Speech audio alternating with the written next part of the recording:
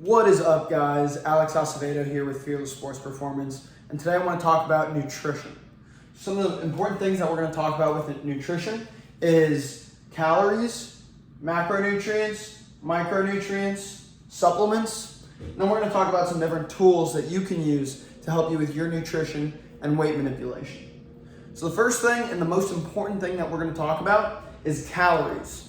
So I'm sure you've heard a million times about calories, and that eating too much calories is bad, eating too little calories is bad, but it all depends on what goal you're trying to accomplish.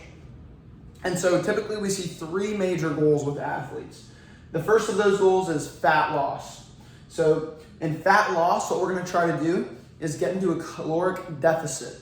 And what that means is that we're burning more calories than we're consuming. So we're eating less calories than the calories we're burning when we're doing physical activity or just during our life, our daily routines. The next goal that we're going to see is muscle gain. So this is going to be athletes that are typically weaker, that really want to get stronger and gain muscle. So for them, we're going to put them into a caloric surplus. And so a caloric surplus means that they're eating more calories than they're burning.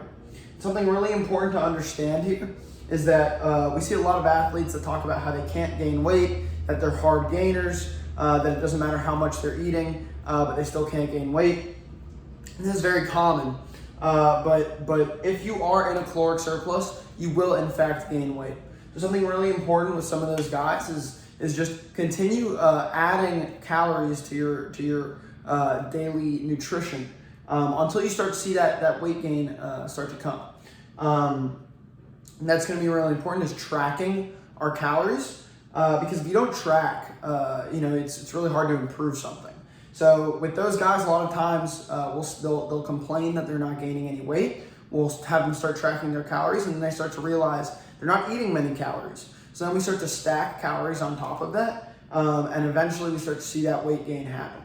The other goal that we're going to see is weight maintenance. So this is typically athletes that are already physically in good shape. They're already strong, they're lean, and we're focusing on other things like mechanics or mobility or something like that. So for these guys, we're going to put them into a caloric balance, which means that they're roughly eating the same amount of calories that they're going to be burning in their daily activities. And so when you're looking at weight gain, weight loss, weight manipulation, what do we want a weight chart to look like? So something I highly recommend is when you are gaining weight, make a graph on Excel, or losing weight, or whatever weight manipulation you're trying to get done. Make a graph on Excel and take your weight every single morning when you wake up after you use the bathroom, no clothes on, just purely your body weight. And then you're gonna chart that into your Excel sheet with a graph. And so what that should look like is we have time on the x-axis, weight on the y-axis. This would be an athlete trying to gain weight. What we're gonna see is all these black dots are each day's weight log. So you're gonna see that really he's going up and down from day to day. So you can see up to a 4-pound difference, like going up 4 pounds, down 4 pounds from that average. But you can see that the average weight gain there is following that trend. So don't be afraid when you wake up one morning and you're down 3 pounds from the day before. It could just be you're a little bit lighter because you have less water in your body, or that day before something happened where your body's just a little bit lighter that next morning. That's no problem as long as that average is moving upwards. Same thing if someone's trying to lose weight, you're gonna see points where it's going up and down, up and down. Don't be afraid if you see your weight go up for a couple days. Just put it in a chart. If after a couple weeks you're seeing that average isn't moving in the way that you want it to move, then we'll adjust that caloric intake, make a difference, and do whatever we need to do. But that average is that's what we're gonna be following to make sure we're moving in the right direction. Don't be afraid from day to day if it's not exactly where you want it to be. And the second thing that we want to talk about that's really important with nutrition is macronutrients. So that's what our calories are made up of. So we have protein, fat, and carbs. Proteins and carbs are going to be 4 calories per gram, and fat is going to be 9 calories per gram.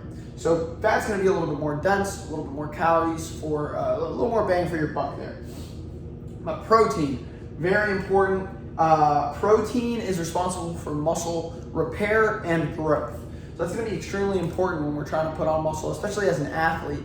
That's something we really want to do, is consume a lot of protein to be able to recover from our athletic activities.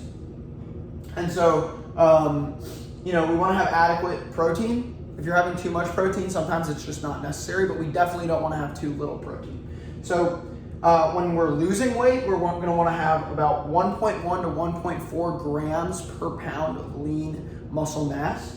And when we're trying to get weight gain, we're going to have about 0.8 to 1.0 grams per pound of lean muscle mass. Sometimes we'll have guys eat a little bit more if they're a novice or if they're in like a heavy bulking phase. Depending on the athlete, it doesn't have to be purely restricted to these numbers. Sometimes we'll have a little bit more. Fat. Fat's extremely important because it keeps your hormones in optimal ranges. It helps with mood, and it also is very calorie dense. So it's going to help us to be able to get a lot of calories in our body for guys that really struggle with weight gain, with eating a lot.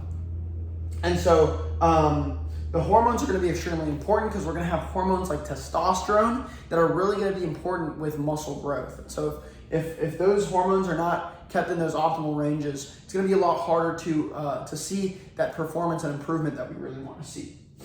And then with mood, I personally had an experience where I wasn't eating much fat, and I found myself getting very depressed. I wasn't very happy. Sometimes we can see that make a big difference. So when we're losing weight, we want to have about 0.4 to 0.6 grams per pound of lean muscle mass. And when we're gaining weight, we want to have about 20 to 40% of our calories be from fat. And so carbs are extremely important as well. Why? Because these are our main energy source. So this is going to be extremely important. If we don't have enough carbs, it's going to put us at a lot of risk for injury. It's going to force our body to go to other reserves for energy. And that's just not going to be as efficient for us. Another thing that it does is it has some anabolic and anti-catabolic functions. So muscle growth, muscle repair, and that's going to be anabolic. And catabolic is actually breaking down of muscles. So anti-catabolic is going to mean that it's going to prevent the breaking down of those muscles. So carbs are going to be very important there. And also, one thing that we found through research is that low-carb diets tends to decrease hormones like testosterone and thyroid levels while increasing cortisol. And cortisol is your stress hormone. So what that means is those hormones are going to kind of get out of whack. We're going to decrease those good hormones, which is going to put our body at a little risk for injury. It's just not going to be great for our health. And increase those stress hormones, which definitely are not good. And so the rest of our calorie intake, we're just going to fill with carbs. So we're going to find our protein and fat calorie numbers, and then from there, we're just going to fill in the rest with carbs. So then the third thing we're going to talk about right here is micronutrients. Micronutrients are going to be your vitamins and minerals. They're gonna really safeguard against many health issues and poor performance. So we're gonna get those from fruits and vegetables, your greens. That's why it's really important. You're gonna hear your mom a lot talk about eat your fruits and veggies. Well, it is very important. So that's gonna be a really good source of micronutrients. It's not gonna be very high in calories. It's not. They're very, but they're gonna have those nutrients that our body really, really needs. To be able to perform well and stay healthy. So supplements. Supplements are not meal replacers. They can be helpful, but they are not there to replace your meal. So if you're replacing an entire meal with a bunch of protein powder, that's not going to be very good. We do want to eat whole foods. We do want to have a good diet. But once we have set up our whole diet, we have all that figured out, micronutrients, macronutrients, calories, then we can talk about supplements. So most don't have much scientific support, but there are some that have value. So some with value are going to include protein powder. Look for like a whey or casein or casein protein. That can be very helpful when trying to meet a very high protein number. Creatine monohydrate is going to be very healthy for performance, for recovery, and muscle growth. And then a pre-workout if you desire, if you need that extra bump to have a good lift and to optimally train. Then look for a pre-workout with beta-alanine or caffeine. That could be very helpful. Some of the tools that are going to be really helpful with nutrition are going to be a digital body weight scale. You're going to want to weigh yourself every single morning when you wake up with no clothes on after you use the bathroom. That's the most accurate way to do it. A tracking app, I recommend MyFitnessPal. It's super easy to use, very helpful. That way you can track your daily calories and macros and know exactly where you are and if you need to adjust something. An Excel graph, as I mentioned, you can make an Excel graph like this one to really be able to visualize what your weight is doing and what you need to do, what changes you need to make, and what it's doing over a long period of time. A food scale, you're going to want to weigh all your food, make sure you know exactly how many grams of whatever food it is that you're eating, and measuring cups. That way, again, you can measure exactly how much food you're eating. That way you can accurately input it into whatever tracking app you're using.